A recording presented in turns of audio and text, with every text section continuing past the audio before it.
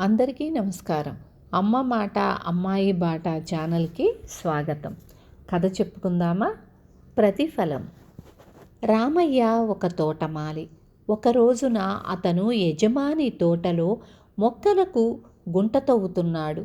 ఉన్నట్లే ఉండి వెనక నుంచి టకటకమని బూట్ల చప్పుడు వినిపించింది. చప్పున వెనక్కి తిరిగి చూశాడు రామయ్య. చూడగా ఆయన ఎవరో ధనవంతుడిలాగా కనిపించాడు. ఆ కోటు, బూటు, టోపీ, కళ్ళజోడు చూస్తే ఆయన గొప్పవాడని వేషాన్ని బట్టే తెలుస్తున్నది. రామయ్య లేచి నుంచొని ఆయనకు నమస్కరించాడు. అబ్బాయి, తోటమాలి రామయ్య నీవేనా అని అడిగాడు ఆయన.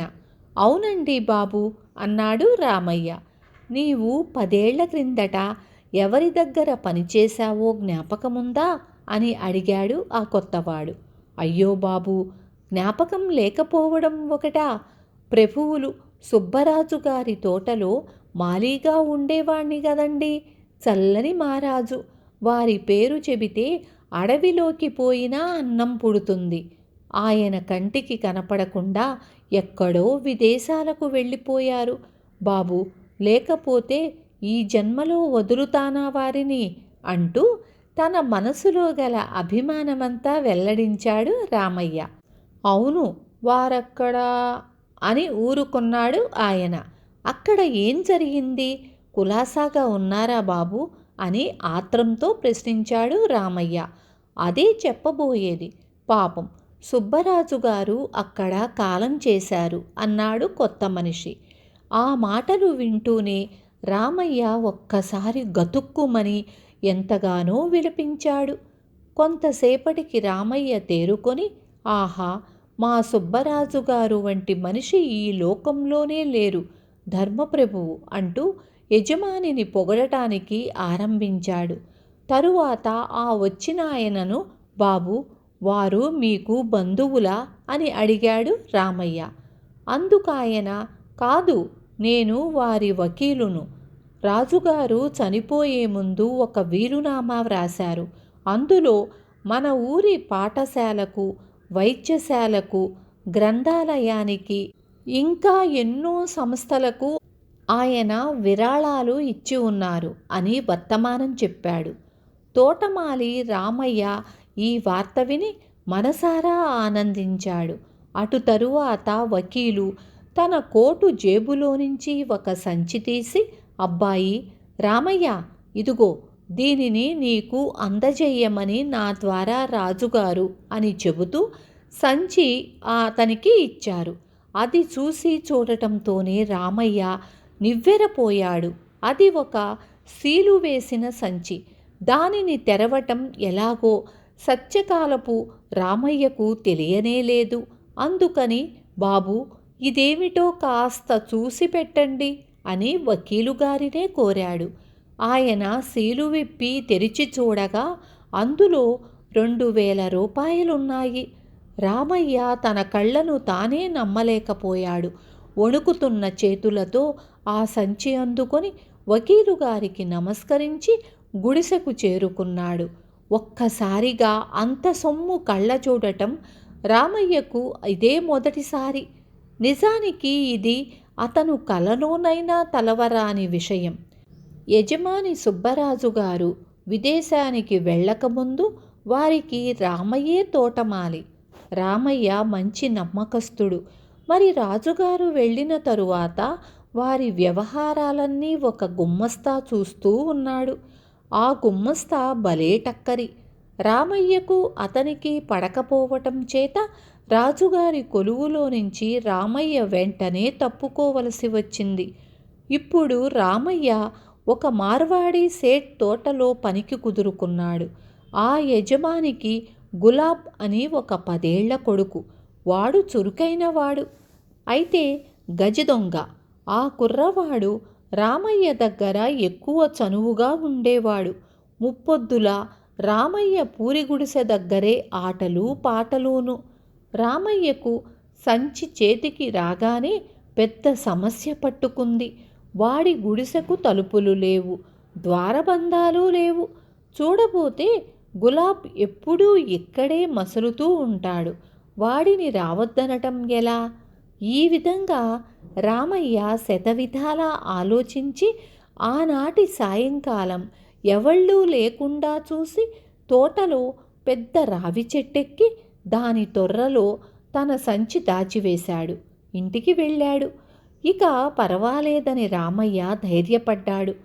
తరువాత యజమాని వద్దకు వెళ్ళి, బాబు, నేను ముసలివాణ్ణైపోయాను, మా ఊరు పోతాను, అక్కడనే కాలక్షేపం చేసుకుంటాను, సెలవిప్పించండి అని చెప్పిపోదామని ఊహించాడు రామయ్య. మరునాడు రావలసిన జీతం అడిగి తీసుకొని ఉదయాన్నే ఊరికి పోదామని ప్రయాణం పెట్టుకున్నాడు రామయ్య. మళ్ళీ ఎవరూ చూడకుండా చెట్టు తొర్రలో పెట్టిన తన సంచి తీసుకుని వాళ్ళ ఊరు పోయి సుబ్బరాజు గారు అనుగ్రహించిన ఆ సొమ్ముతో సుఖంగా బ్రతకవచ్చు కదా అని వాడి ఆశ. రామయ్య ఆశించాడే కానీ కథ అడ్డం తిరిగి అంతా మరో విధంగా జరిగింది. గులాబ్ ఎప్పుడు చూశాడో, ఎలా కనిపెట్టాడో కానీ రామయ్య చెట్టు తొర్రలో దాచిన ఆ సంచి చల్లగా కాజేసి తిన్నగా పట్టుకుపోయి తండ్రికిచ్చాడు. ఇచ్చి, మన తోటమాలి రామయ్య దీనిని ఒక చోట దాస్తున్నాడు, చూసి నేను పట్టుకొచ్చేశా నాన్న అని చెప్పాడు గులాబ్ సంతోషం పట్టలేక. సేట్కి అపరిమితమైన సంతోషం కలిగింది. ఆ సంచిలోని డబ్బు లెక్కించటం గొడవలో పడి కొడుకు చెప్పిన మాటలేమీ సరిగ్గా వినిపించుకోనేలేదు. సరిగ్గా 2000, 2000 అంటూ సేట్ పదే పదే లెక్కించసాగాడు. గులాబ్, నీవు పోయి ఆడుకో అని చెప్పి కొడుకును పంపించివేసి అతడు అదే పనిగా సంచిలో సొమ్ము లెక్కింపసాగాడు. ఆ రాత్రి రామయ్య యజమాని వద్దకు వచ్చి, బాబు, నేను వెంటనే మా ఊరికి పోవలసిన పని పడింది, మళ్ళా ఎప్పుడు వచ్చేది చెప్పలేకుండా ఉన్నాను, సెలవిప్పించండి అన్నాడు. ఇందుకు యజమాని, రామయ్య, సరే, బయలుదేరే ముందు వచ్చి నీకు రావలసింది పట్టుకుపో. అయితే చూడు, ఈ ముసలి కాలంలో నీకు ఇంత విశ్రాంతి గల నౌకరి మరొక చోట దొరకటం కష్టం సుమా. ఏమైనా 10 ఏళ్ల నుంచి కనిపెట్టుకొని ఉన్నావు. ఇవాళ మమ్మల్ని విడిచి వెళతానంటే చాలా విచారంగా ఉంది అన్నాడు ఎంతో అభిమానం ఉట్టిపడుతూ. పైకి ఇలా విచారం వెల్లడించాడే కానీ వీడి 2000 మనకి దక్కాయి కదా, ఈ రోజుతో వీడి పేడ వదిలితేనే అన్ని విధాలా మంచిది అని తలిచి లోపల సేట్ ఎంతగానో సంబరపడుతూనే ఉన్నాడు. మరునాడు ఉదయానే రామయ్య జీతం తీసుకొని పిట్టకు తెలియకుండా పెద్దరావి చెట్టు దగ్గరకు చేరుకున్నాడు. తొర్రలో తన సంచి చెక్కు చెదరకుండా పెట్టినది పెట్టినట్లే ఉండటం గమనించి రామయ్య సంతోషించాడు. ఆహా, ధర్మం 4 పాదాలా నడుస్తున్నది కదా అని మనస్సులో తృప్తిపడి రామయ్య తనకు బహుమతిగా లభించిన సంచి పట్టుకొని ఊరికి వెళ్ళిపోయాడు. తరువాత గులాబ్ తండ్రి వద్దకు వచ్చి, నానా, రామయ్య ఎంత నిర్భాగ్యుడు, తానేమో చాలా తెలివిమంతుడనని మురిసిపోయాడు, వాడిని బోల్తా కొట్టించావే, సంచి ఎప్పుడు కనపడలేదో అప్పుడే వాడు ప్రాణాలు వదిలేసి ఉంటాడు, అమాయకుడు అని అన్నాడు. ఇందుకు సేట్ చిరునవ్వు నవ్వి కొడుకును చేరదీసుకొని, ఒరే నాయనా గులాబ్, నేను ఆ సంచి ఎక్కడ దాచానో హరిహర బ్రహ్మాదులకు కూడా తెలియదన్న మాట, అటువంటిది పిచ్చి పుల్లగాడు రామయ్యకా తెలిసేది అని చెప్పి మళ్ళీ నవ్వాడు తన ప్రజ్ఞకు పొంగిపోతూ. వెంటనే కుర్రాడు గులాబ్, ఎక్కడ దాచావు నాన్న, ఎక్కడ నాన్న అంటూ ఆత్రంతో అడిగాడు. సేట్ కుర్రవాడిని ఇంకా దగ్గరకు తీసుకొని చెవిలో ఈ రహస్యం చెప్పాడు. అబ్బాయి, ఎవళ్లకు తెలియనివ్వకు, జాగ్రత్త, మన తోటలో తూర్పు దిక్కున పురాతనం నుంచి ఉన్న పెద్ద రావి చెట్టు తెలుసు కదూ, దాని తొర్రలో దాచిపెట్టాను అన్నాడు. ఆ మాటలకు గులాబ్, అయ్యయ్యో, రామయ్య దాచింది కూడా అక్కడే నాన్న, నేను చూసి తెచ్చింది ఆ చెట్టు తొర్రలో నుంచే అంటూ కుప్పలా కూలిపోయాడు.